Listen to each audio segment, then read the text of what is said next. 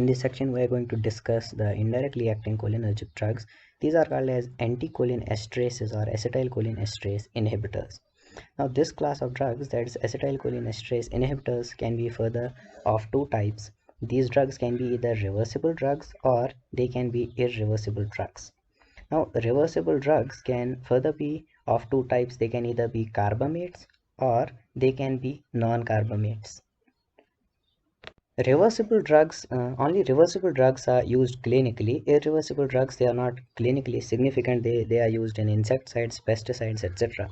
Now, the reversible carbamates, they include all the stigmines. So these drugs include physostigmine, neostigmine, pyridostigmine,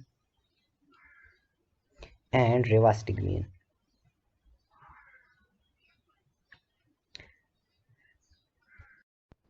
Non-carbamates, they include drugs such as edrophonium, galantamine, donepezil, and tacrine.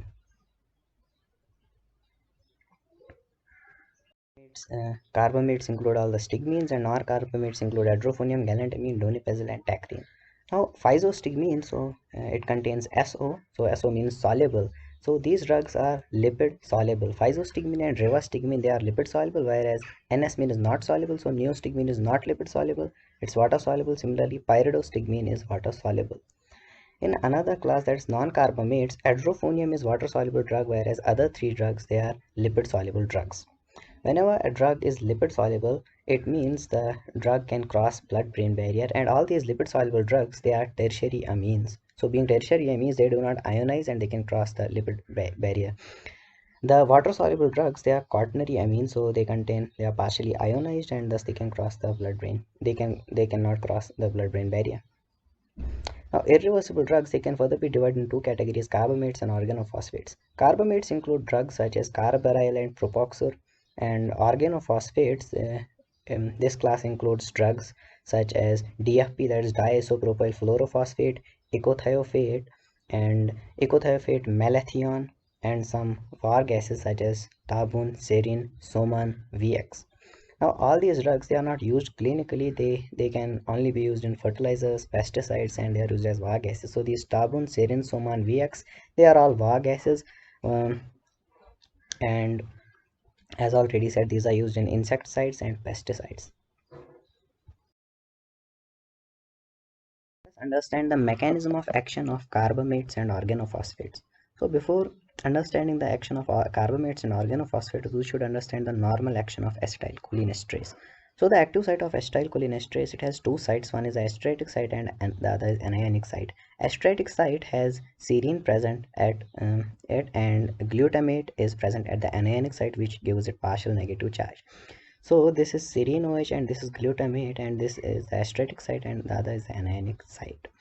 Now let us consider a molecule of acetylcholine. So a molecule of acetylcholine, it will have an acetyl group, that is CH3 C double bond O, and a molecule of choline.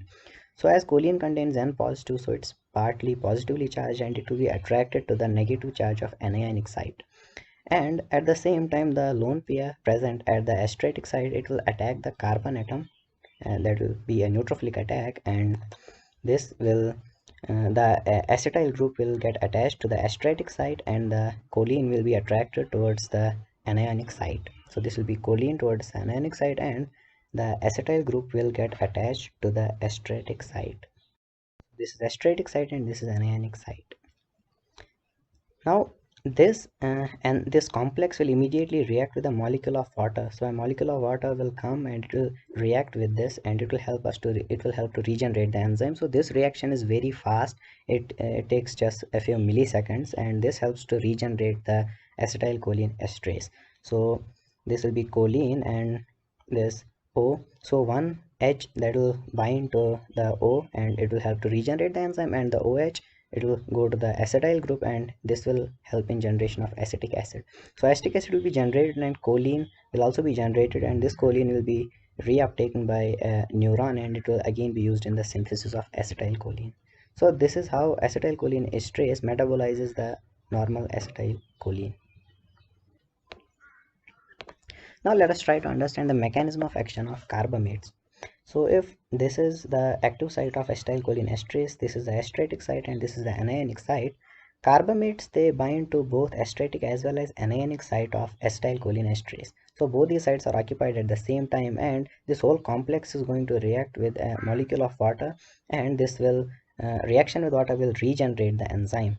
So enzyme can perform its normal function. However, the time taken for this regeneration is almost one half an hour to 6 hours. This time is less than the regeneration time of the enzyme.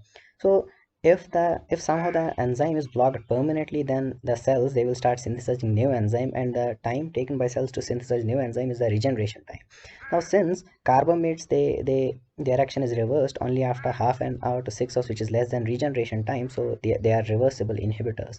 Sometimes they are also called as pseudo irreversible inhibitors of acetylcholinesterase. Now let us try to understand the mechanism of action of organophosphates. So if this is the acetylcholinesterase, this is the esteratic site and this is the anionic site, organophosphates they bind only to the esteratic site of enzyme through a phosphate bond. So this is a phosphate bond. The anionic site in this case is free. Now this complex it can react with a molecule of water. However, the reaction is very slow, and the reactivation of enzyme it takes as the reaction is slow, it takes some time, it takes more time, and the time taken is greater than the regeneration time of the enzyme. So new enzyme will be synthesized by the cells before the occupied enzyme is reactivated. Therefore organophosphates are called as irreversible inhibitors of acetylcholinesterase.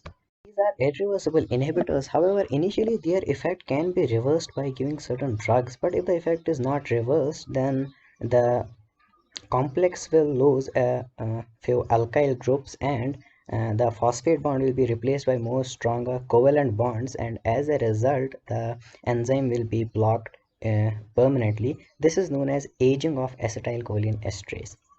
So aging of acetylcholinesterase is when there is loss of alkyl bonds, and this results in permanent block of the enzyme. Now before aging has occurred, we can reverse this effect by giving oximes. As oximes have partial positive charge, they are attracted towards the anionic site and they form a bond with organophosphates. So organophosphates, the bond between organophosphate and acetylcholinesterase breaks. Therefore oximes are called as reactivators of acetylcholinesterase. However, for reactivation anionic site should be free and the aging should not have taken place. There are certain drugs of this class such as adrophonium. Now adrophonium it binds only to the anionic site of enzyme.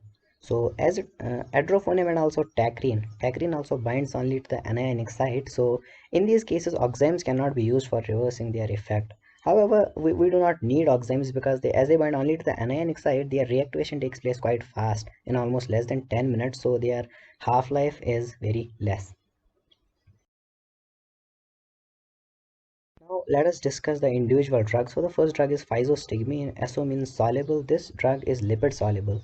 So because of lipid solubility, it can cross blood-brain barrier and produces its effect on brain. It can also cross corneal barrier when given by topical route and produce effect on the pupil. It can also cross gastrointestinal barrier, which means it has good absorption from gastrointestinal tract.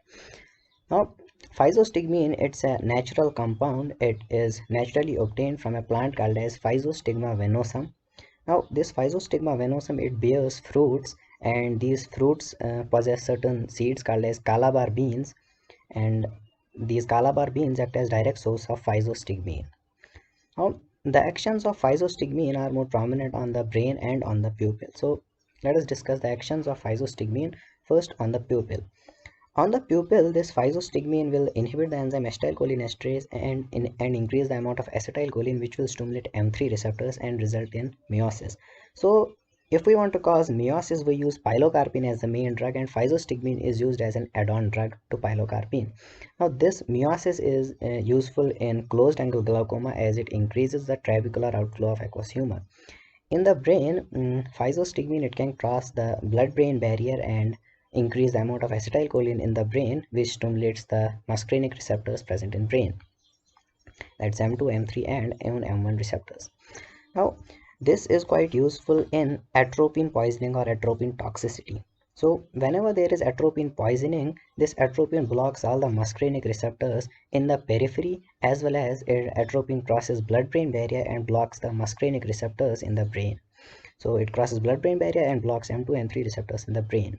Now, the drug of choice in this case is physostigmine, because physostigmine in the periphery, it will inhibit the enzyme acetylcholinesterase and increase the amount of acetylcholine. So acetylcholine will become superior in competition and will stimulate the M2 and M3 receptors. Physostigmine also cross blood-brain barrier, increase acetylcholine in brain, which will stimulate M2 and M3 receptors. So it is the drug of choice in case of atropine poisoning. Physostigmine is also the drug of choice in datura poisoning as well as in belladonna poisoning. So datura and belladonna, they are both anticholinergic compounds. So in these cases we use physostigmine.